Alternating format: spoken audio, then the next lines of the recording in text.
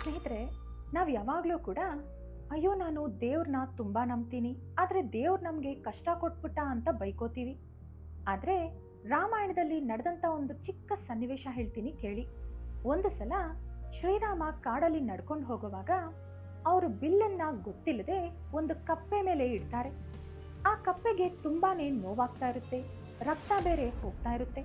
ಆದರೂ ಕೂಡ ಕಪ್ಪೆ ತುಟಿಕ್ ಪಿಟಿಕ್ ಅಂತ ಕೂಡ ಅಂದೆ ನೋವನ್ನ ಅನುಭವಿಸುತ್ತೆ. ಆದ್ರೆ ಬಿಲ್ಲನ್ನ ಎತ್ತೋವಾಗ ಶ್ರೀರಾಮ ಕಪ್ಪೆನ ನೋಡ್ತಾರೆ. ಅಯ್ಯಯ್ಯೋ, ನೀನು ಇಷ್ಟೊಂದು ನೋವಾಗ್ತಾ ಇದ್ರೆ ಯಾಕೆ ನನ್ನ ಹತ್ರ ಹೇಳಿಲ್ಲ ಅಂತ ಕೇಳ್ತಾರೆ. ಆಗ ಕಪ್ಪೆ ಹೇಳುತ್ತೆ, ರಾಮ, ನನಗೆ ಕಷ್ಟ ಬಂದ್ರೆ ರಾಮ ರಾಮ ಅಂತ ಹೇಳ್ತೀನಿ. ಆದ್ರೆ ಸಾಕ್ಷಾತ್ ರಾಮನೇ ಕಷ್ಟ ಕೊಡುವಾಗ ಯಾರ ಹತ್ರ ನನ್ನ ಕಷ್ಟನ ಹೇಳ್ಕೊಳ್ಳಿ ಅಂತ ಅರ್ಥ ಆಗಿಲ್ಲ ಅಂತ ಹೇಳುತ್ತೆ. ಆ ಮಾತು ಕೇಳಿ ಶ್ರೀರಾಮನ ಕಣ್ಣಲ್ಲಿ ನೀರು ಬರುತ್ತೆ.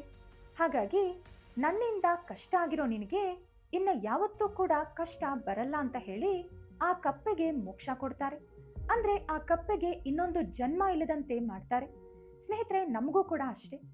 ನಮಗೆ ದೇವರಿಂದ ಕಷ್ಟ ಬಂತು ಅಂದ್ರೆ ನಮಗೆ ಮೋಕ್ಷ ಹತ್ರ ಆಗ್ತಿದೆ ಅಂತ ಅರ್ಥ.